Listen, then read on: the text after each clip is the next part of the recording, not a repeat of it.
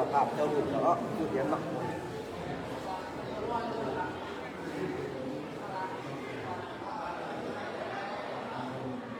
เย็นหรอได้บุญแค่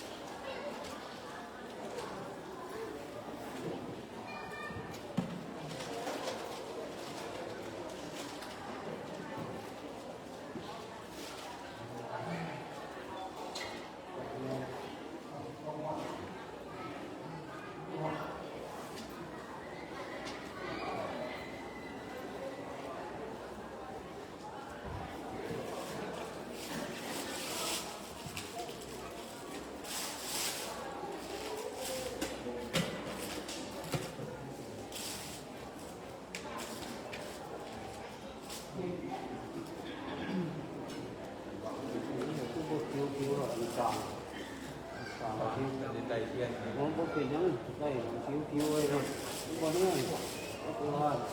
ในโรงงานพวกนี้พวกเอาเนี่ย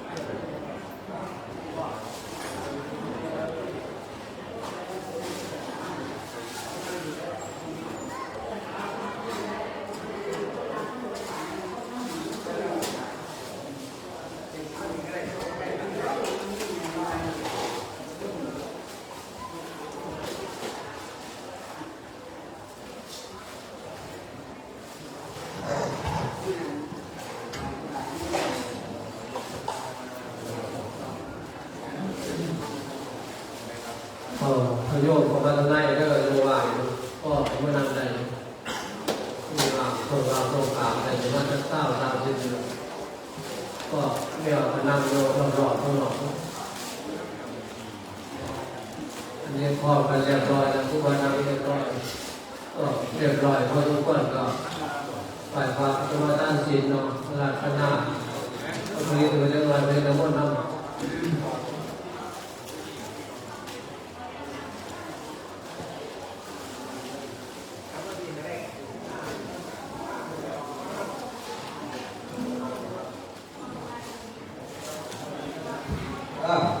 พัฒนาอะไรพัฒนาไปที่สมาธินักพัฒนาอะไรให้ข้างล่างดูก็ไม่ยอมหลายท่านเราทำนั่นหลายท่านเราจำต้องสามารถที่จะออกไปเรียกตำรวจพัฒนาหาประตูไม่ตู้ไม่ได้เพราะว่ามันเกิดจากอาย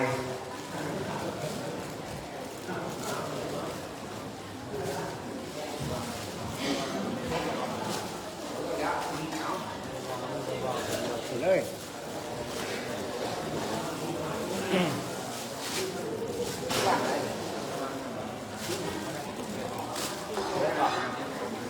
น้องเบิดมากดิลูกน้องมากอย่างนั้นคนนี้มากคนเดียวก็จะว่าป่า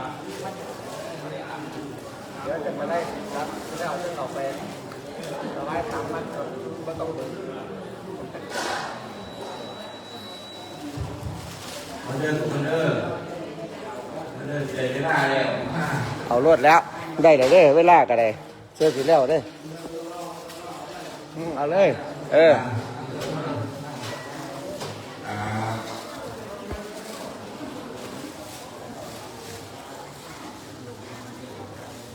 เสียงพร้อมบกไว้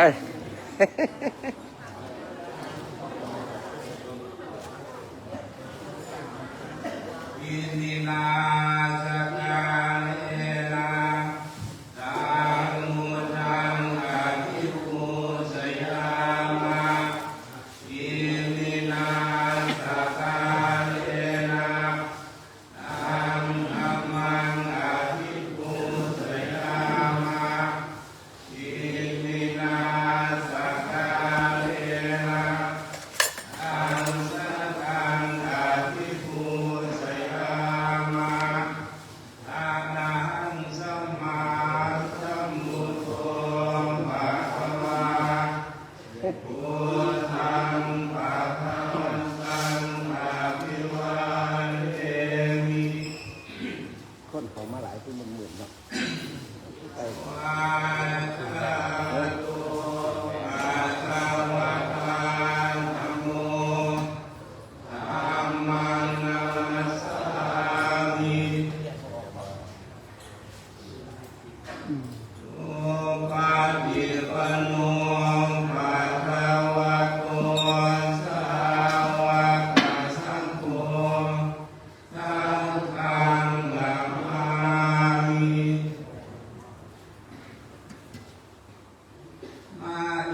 พันเตเยสาลาเนนัสสะปัญจสิกขานิยาจามะพุทธิยัมปิมะยังพันเตเยสาลาเนนัสสะปัญจสิกขานิยาจามะปัจฉิยัมปิมะยังพันเตเย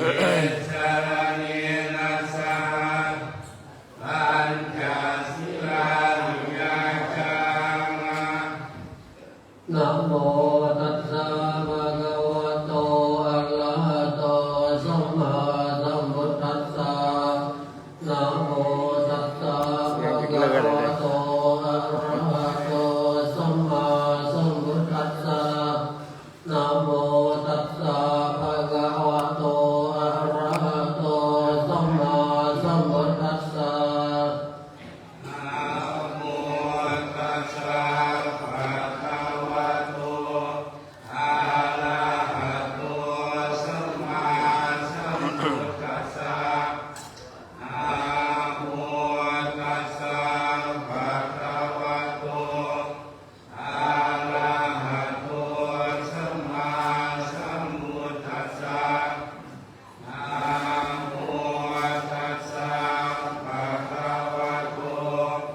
อะระหะโตสัมมาสัมพุทธัสสะ พุทธังสรณังกัจฉามิ พุทธังสรณังคัจฉามิ ธัมมังสรณังกัจฉามิ ธัมมังสรณังคัจฉามิ สังฆังสรณังกัจฉามิ สังฆังสรณังคัจฉามิ ทุติยัมปิพุทธังสรณังกัจฉามิ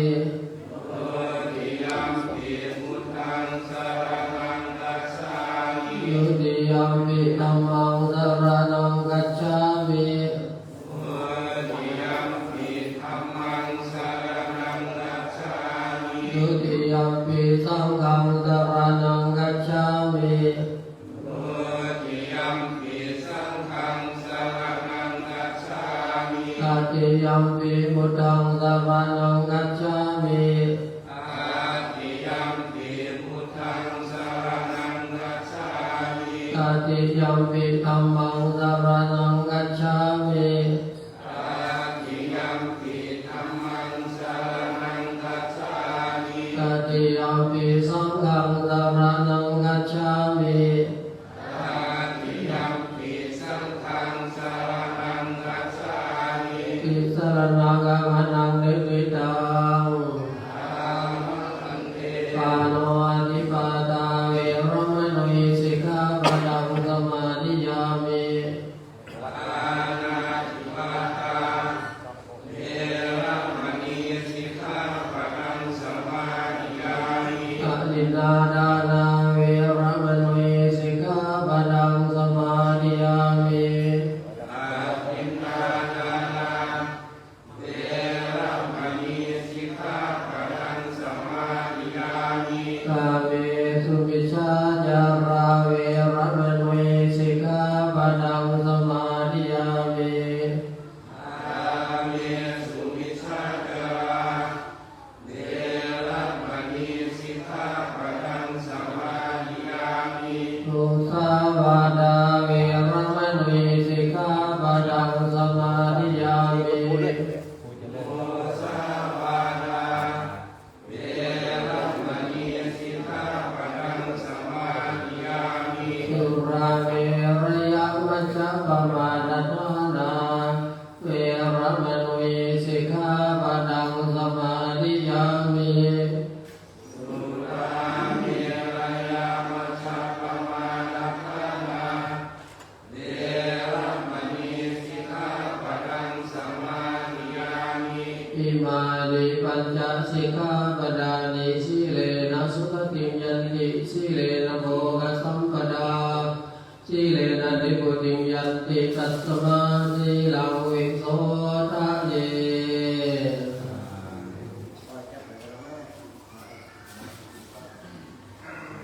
จบไม่ต้องน้อยนะ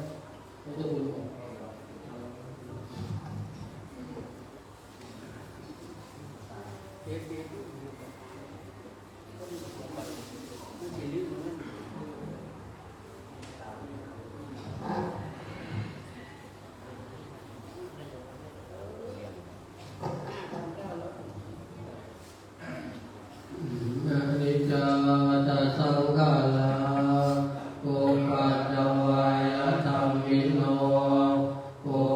จิตวานิโรสันติเตสังโฆปัสสะโมสุโขสัพเพสัตตานารันติจามาริสุญญามาริสเรปาเทวะหังมาริสามินาติเมตสังสยโย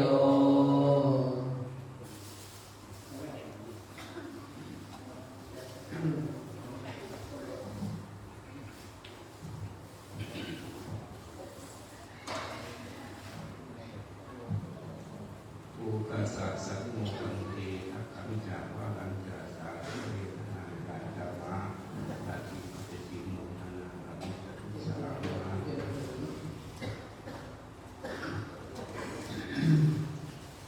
อย่าจุดสวด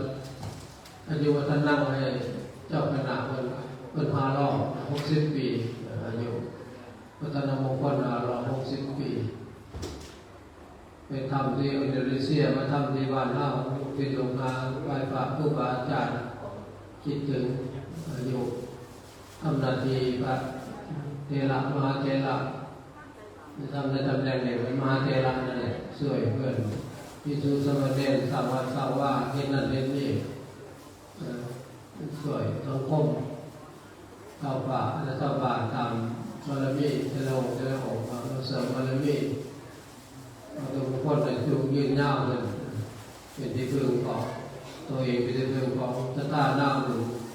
ของชาวคนที่เกิดมารุ่นรัชหลังตั้งใจเด้อส่วนพุทธอายุทนังเด้อนะโมตัสสะภะคะวะโตอะระหะโตสัมมาสัมพุทธัสสะนะโมตัสสะภะคะวะโตอะระหะโตสัมมาสัมพุทธัสสะนะโมตัสสะภะคะวะโตอะระหะโตสัมมาสัมพุทธัสสะพุทธังอายุวัฒนังชีวิตังยาวันนิพพานังสรณังกัจฉามิธัมมังอายุวัฒนังชีวิตังยาวันนิพพานังสรณังกัจฉามิ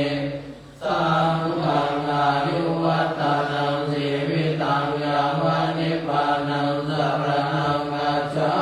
มิโดยยังมีพุทธังอายุวัฒนังชีวิตังยาวันนิพพานังสรณังกัจฉามิโด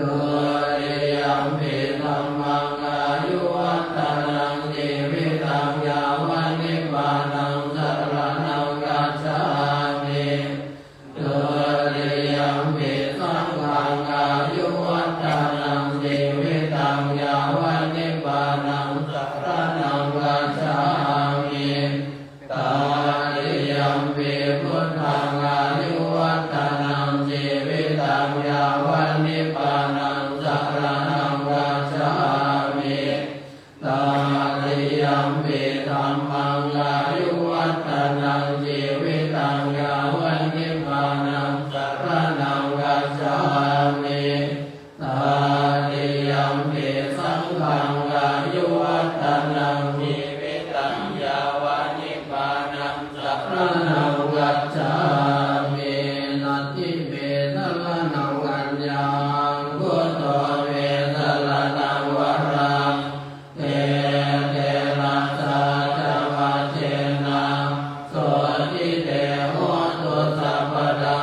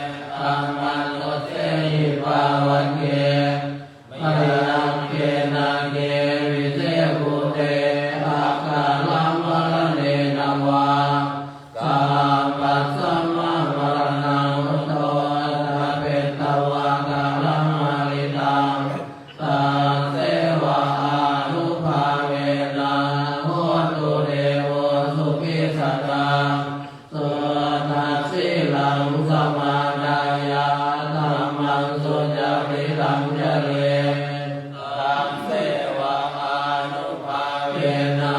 โหตุเดโวสุขิสดาเตกิตังวินิตังโมจานาตาระนังวาจานังกัมโรปาเรสังเดสนังพุทธวา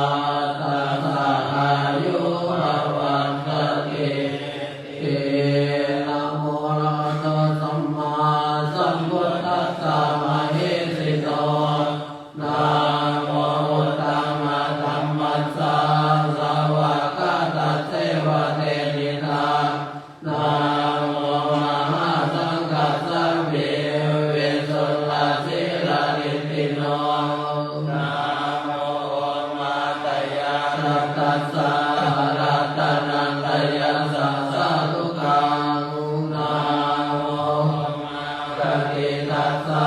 ตัสสะวัตถุตยัสสะเปนะโมกาลาสัมภาเวนะจิตตัสสันตุปัตตวังนะโมกาลานุภาเวนะสุวัตติโหตุสัพพดานะโมกาลาสเทเทนะวิริเมโหมิเตสวาเสวนาจะปาลานังปณิธานันจะเสวนาโกชาจะโกชนิยานังเอตัมมังกลมุตตมังปาริรูปเดสวะโสจังภูเมจักตังปุญญาตังอาตาสัมมาปณิทิจาเอตัมมังกลมุตตมังอามุสัจจังจะสิปัญจวินัยโยจะสุสิกิโตสุปาสิตาจยาวาจาเอตัมมังกลมุตตมังมาตาปิโตอุปทานังพุทธธรรมสัสสังฆโฆอานาตุราจะกัมมันตาเอตัมมังกลมุตตมังดานันจะธรรมจริยาจายากตานันจะสังฆโฆอานาวัจจาริกัมมานิเอตัมมังกลมุตตมัง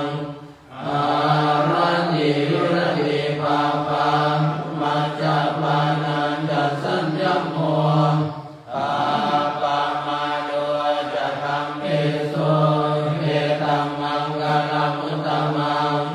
กาลวจาริวาโตจาสันตุเกจักตัญญุตังกาเอนะธัมมัสสวนาเอตัมมังกลมุตตมังอันติจะโสระจัสสะตาสัมมานานัญจรัสสนังกาเอนะธัมมัสสะกัจจาเอตัมมังกลมุตตมังกาโตจะพระมัจจริยัญจาอริยสัจจานารัสสนังเนมานาสัจจิกิริยาจาเอตัมมังกลมุตตมังโอทัสสะโลกตังเวนิจิตตังยัสสะ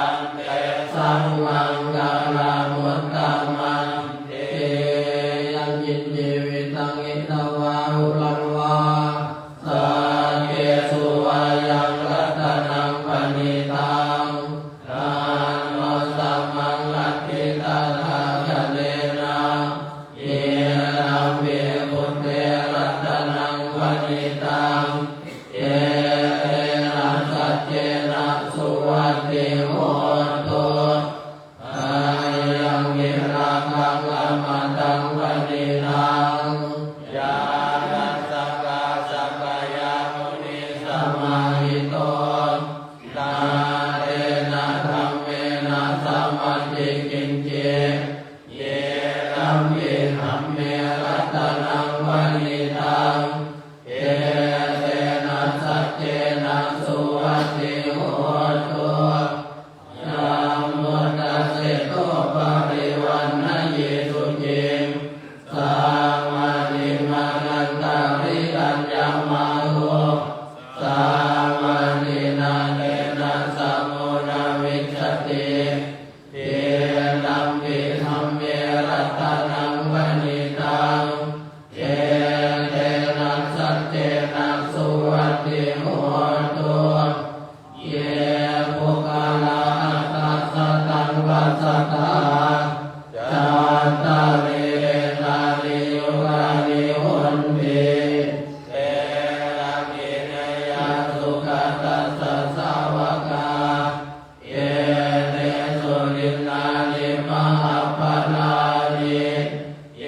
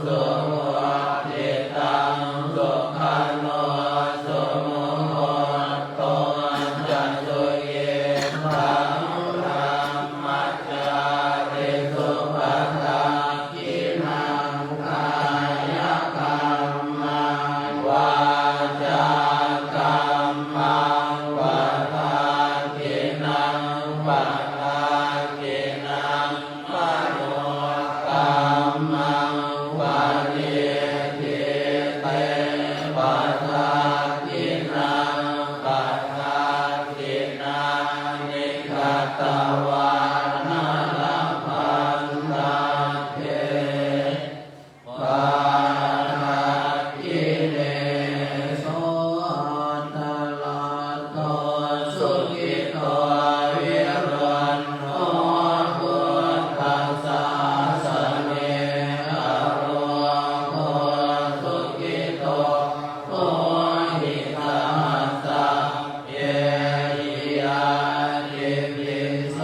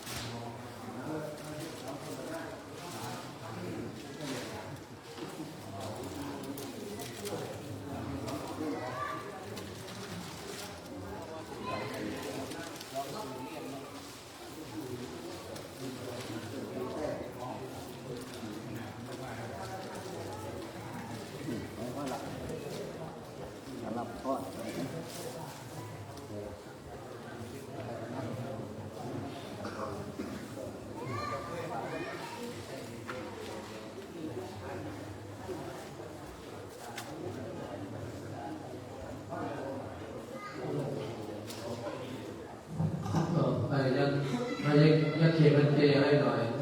ท่านยมกันเลย ป้องกันได้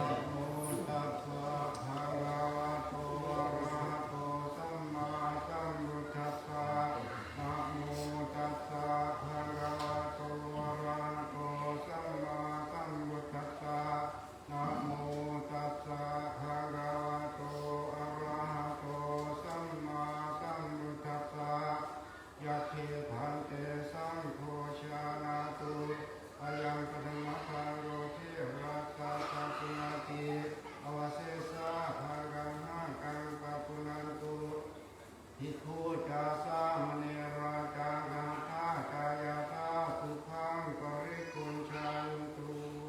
สาธุก่อนที่จะรับพรจากพระเจ้าประสงค์ก็จะปราโลกวันนี้เป็นวันคล้ายวันเกิดของท่านพระครูวรธรรมสุนทรหรือพระอาจารย์ประโยชน์วรธรรมโมครบ5 รอบ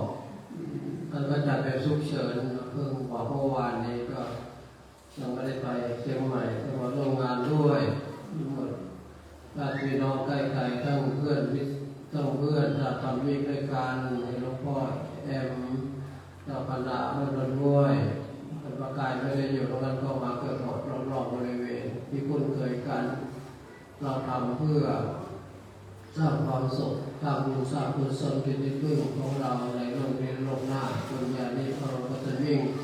บุญเป็นที่พึ่งของสัตว์ในโลกหน้าโลกนี้เราอาศัยบุญก่ออุเบกขาปุญญาตา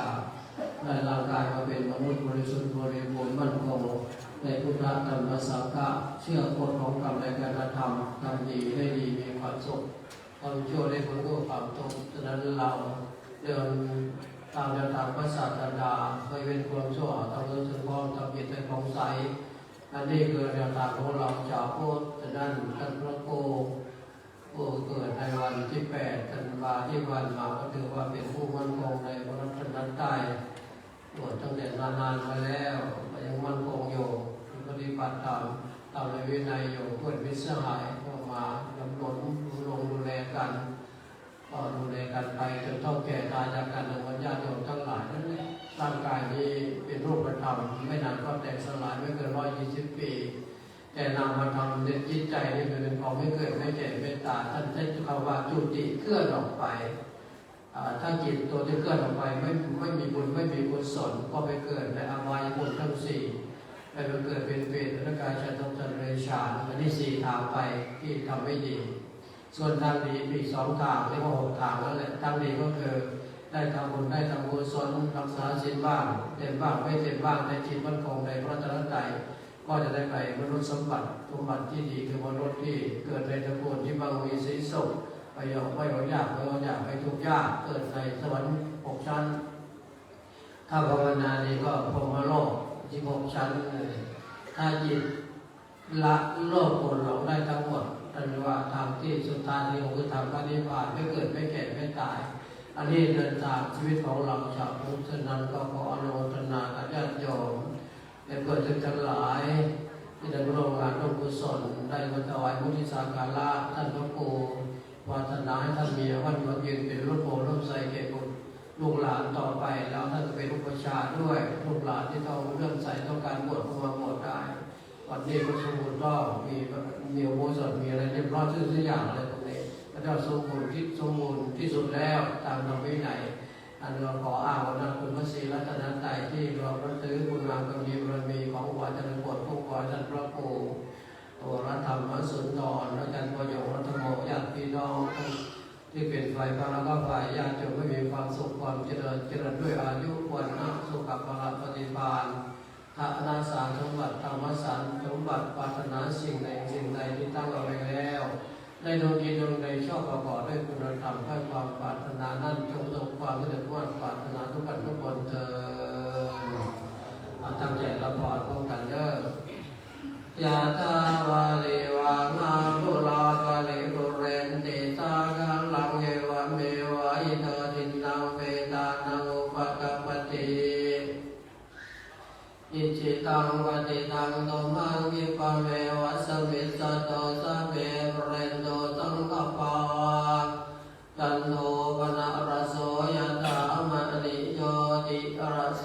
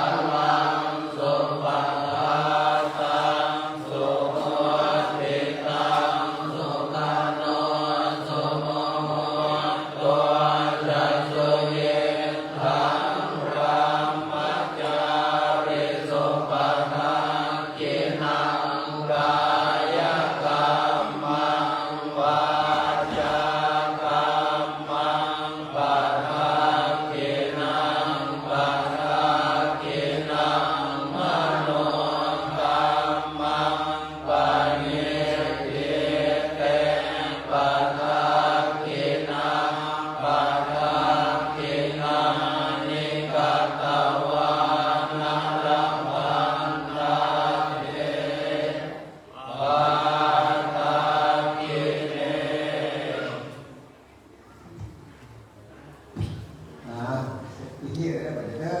นะขอการขอบคุณที่ร่วมเมตตาของแม่ครูบาอาจารย์สิลูกนะสันที่นี่นะทั้งหลายยกพวกทั้งหลายมาร่วมงานน้อยๆแล้วพี่น้องมากพอดีครูบาอาจารย์เพื่อนก็ได้เขามีกำลังอยู่ก็ได้เฮ็ดสะดอกอันยังไม่ได้เนี่ยแล้วที่อะไรนี่แบบนี้แล้วที่แล้วออกไปอันไหนคือกันก็ได้มาต่างหากได้คือกันออกไปกับหันหน้าใส่กันเด้อพี่น้อง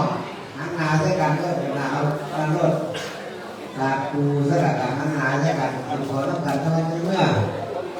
พระราชาโดยสิ่งที่เดียวนะเอาน้ำซาปลาก็ได้มือมันเร็วดิขอขอบคุณสัญญาจะร่วมทุกคนขอมือหน้า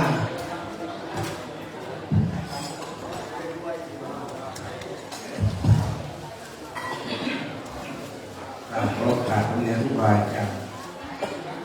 ตั้งเด้อปัจจัยนี่เป็นจำนวน เดี๋ยวจะไปจัดการกัน960 บาทเด้อว่าโมทนาพร้อมกัน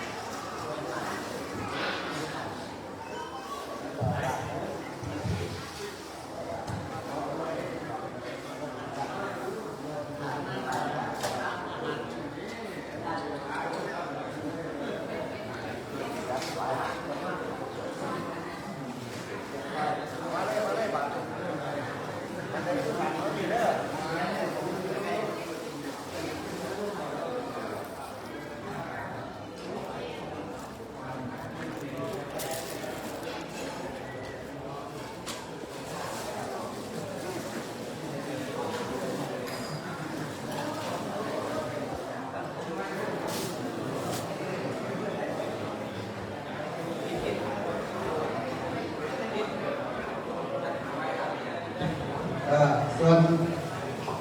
ไปภาวนาก็ต้องเป็นว่าก็ต้องแนบกับแล้วสิจัดการไปเรื่องที่หลังให้ช่วยเพื่อนเลยจัดการกันเพราะว่า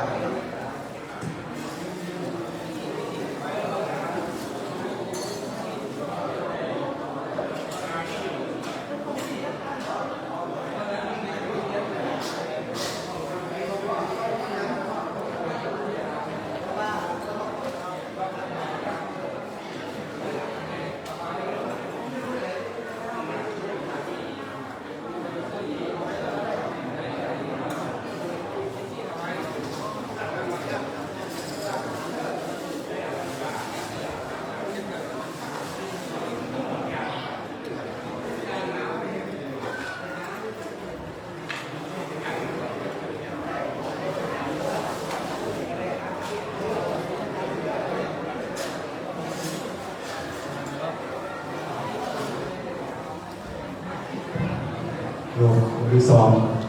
หลังพ่อกับองค์พระแม่ครูบาอาจารย์จำนวนปัจจัยที่มารวมทำบุญไม่มือนี้เอาหัวคนกัดเพิ่มมาอีกพันหนึ่งแล้วร่วมเป็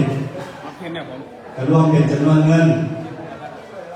6,980 บาทนะครับ 6,980 บาท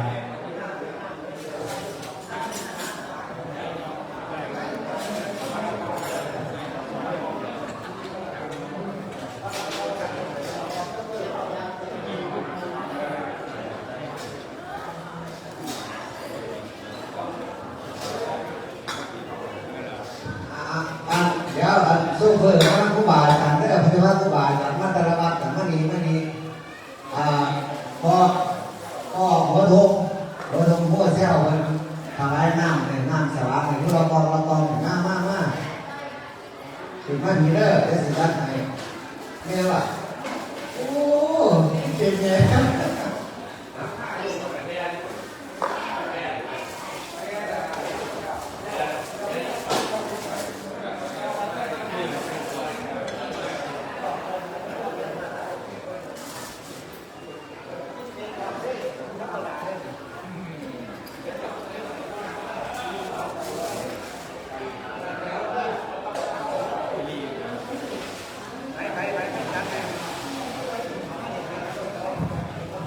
ทยอยอาหารเข้ามาด้วยครับเอาอาหารของมาก่อนครับอาหารขอบคุณเลยครับ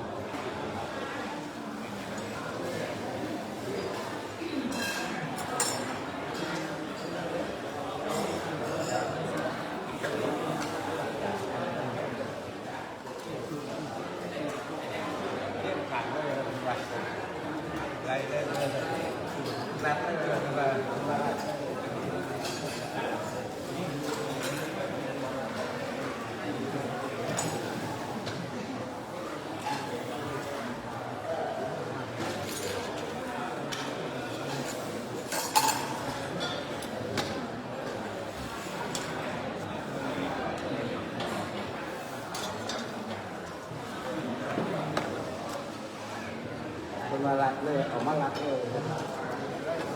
จะได้รู้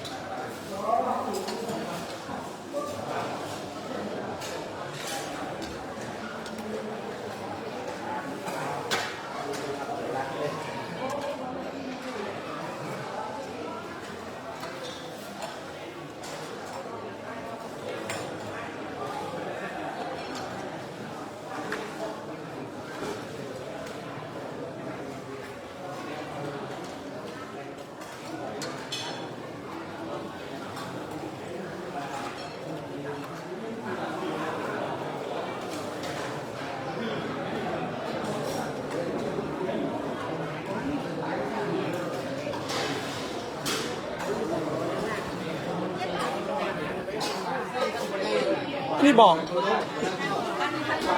อันนี้มัน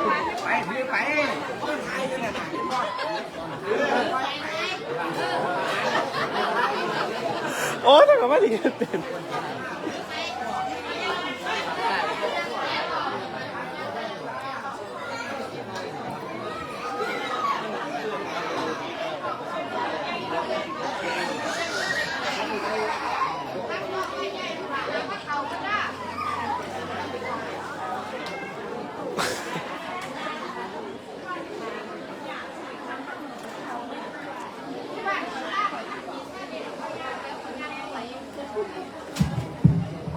ลบทวีสองโซเฟอร์นะครับโซเฟอร์ผู้ใดถ้าพ่อแม่ผู้บาอาจารย์มายังบอสในสว่างผมเอาได้ครับสว่างครับโซเฟอร์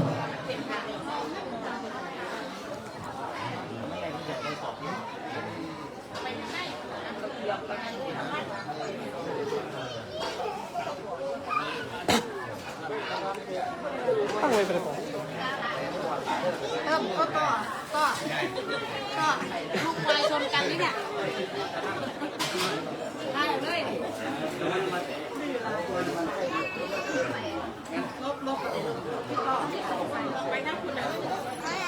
ไม่ตั้งไว้เป็นของถ้าผมไม่มองยาว ต้องไปข้างในเลยไปหาไป สามกองสี่กองเลยว่าโอ้ก็เป็นยังไงว่าครบละ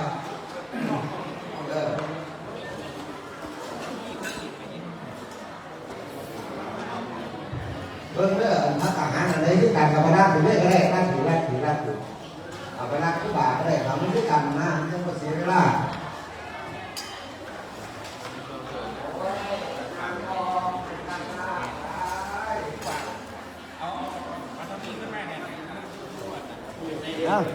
กิน